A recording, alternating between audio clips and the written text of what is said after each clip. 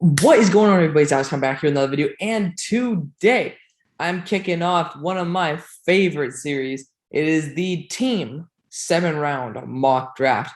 Now, of course, these get updated over time, but we got to kick it off sometime. And it's been a little while, so guess what? We're kicking it off right now with one of my favorite teams, the Chicago Bears. I'm waiting to see if we can get a collab for the Pittsburgh Steelers one because that was the one I was thinking about doing today. But hey, you know what? We'll take some time. We'll relax. Jets fans, you'll enjoy this because Jets Central is going to be coming onto the channel for one of those mock drafts, especially the one for these 7 round Jets. So stay tuned for that. But without further ado, let's kick off this series. Of course, if you guys are new, like, comment, subscribe. You know what to do. And ain't no need to describe all that BS. But of course, something that's very irritating is that you'll see Evan Neal continue to fall past 8. When I actually started doing a Steelers 7 round, and then I thought to myself, one, I kind of want to do this with Steelers Depot, as well as maybe another Steelers group. But two, my entire computer died and crashed. So love that.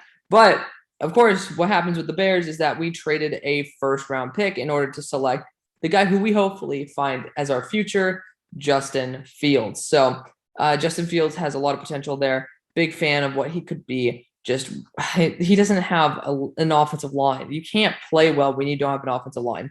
Of course, as you guys know, we're not taking trades because too much RNG. I'll restart this draft and get trades that are totally different. It's not fair. It's not consistent. Starting at number 38, though, the biggest issue on this team is the offensive line. By far the offensive line. So I'm looking at the guys right here. You got Sean Ryan, who is my tackle too. And Trevor Penning is somebody who's really damn good. Daniel Falele, another. You guys know exactly where I'm going with this. Sean Ryan, you can't have Larry Borum being the guy who's your starting tackle. Get him and Tevin Jenkins in there. Solidify your two-end towers and just be able to knock out the competition. The entire guard group as well is up. James Daniels as well as AlexCBarbour are up for contract, along with Akeem Hicks and Allen Robinson. A ton of other big names on this team. This team is it's a little bit sketchy, so we need to get all the value we can for these picks. Let's get the best value, the best win above replacement for all these guys in the draft. I was hoping Devin Lloyd would fall a little bit because we are losing one of our inside linebackers. But another position we need to worry about is wide receiver and corner. So looking at the positions right now, obviously wide receiver is a huge one. But I think that we can get value down the line. Romeo Dubs, Justin Ross, just to be two of them. Chris Altman-Bell really later on.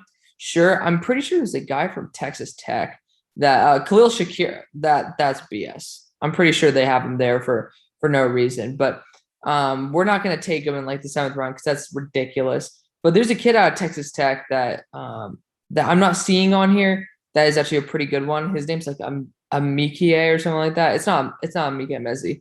But I would try to target him later on. Big athletic freak with a lot of speed.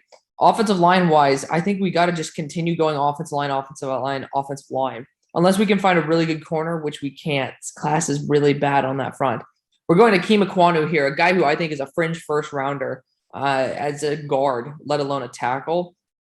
Just underrated by TDN's predictive board. And this team needs to maximize the value out of that TDN board as much as possible to start this out. So in my opinion, we're starting off hitting perfectly. So big fan of that right there.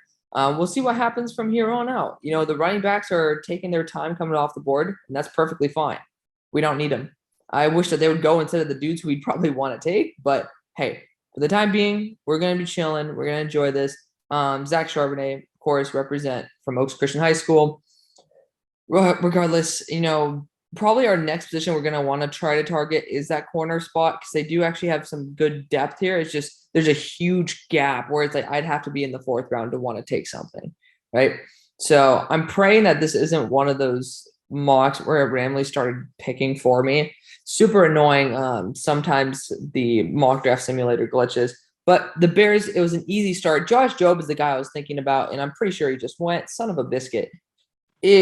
Owen Popo is another guy who I'm a huge fan of. You'll see him get taken quite a few times in these if when we start going and just continuing to light it up. Storm Duck is here. This is a really good value. Ellie Green as well, not too shabby. Joey Porter Jr., all guys I think the Bears could utilize. I'm looking to see maybe if you could see like if we could get somebody good. No disrespect to Ty Freifogel, but his value is not near the value of a Storm Duck right now. I think that we need corner desperately, and I don't think anybody would disagree. Storm Duck coming up to Chicago from UNC. Lots of potential right there. Quite athletic. And, these corners, as you go down the line, let up a lot of big plays, but the potential is through the roof. Like on Joey Porter Jr., if you see his arms, he has like Kevin Durant length of arms. This dude could probably pick a ball that was 2 times his height. Like if it was in the air, he'd probably pick off something at like 12 feet. It's unbelievable how like athletic Joey Porter Jr. is.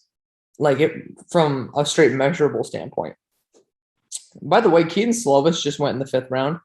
I would even be considering taking him at that point. Like shoot, if he's going that late. But I'm looking at the rest of these. You got Talia Tagovailoa up in here.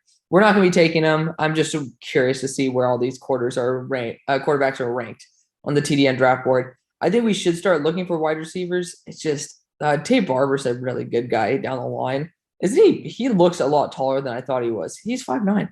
He looked pretty damn tall for TCU when I was watching him get destroyed. Oh, Dontario Drummond. That's a nasty dude down the line.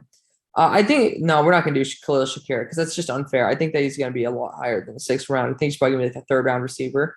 I'm just going to try to see who's really good value here. And I already saw some dude I really like. By the way, Anais Smith's here.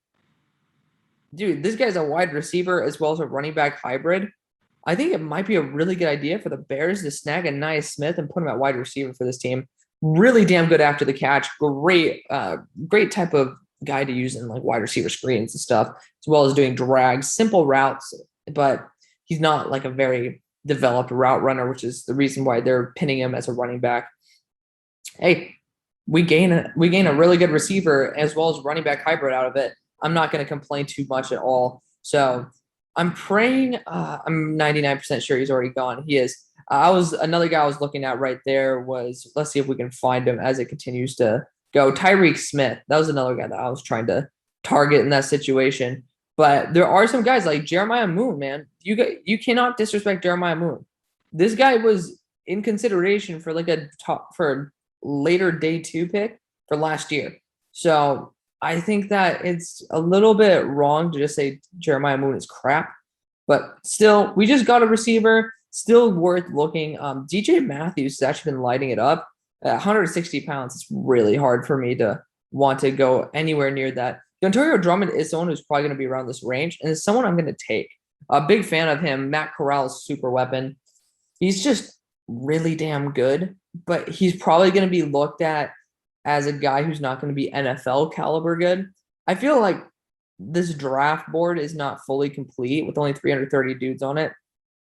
So there's definitely a lot more dudes I think should be on here. But regardless, I'm pretty sure that was the last pick of the draft, and it was. So it was a really quick draft, guys, but we addressed receiver, we addressed corner and offensive line. I think that's all we really could have done with the picks that we had, and we maximized the value in all of them. So let me know what you guys think. What should have been the picks at those spots? Let me know. I'll see you on the far side. Peace.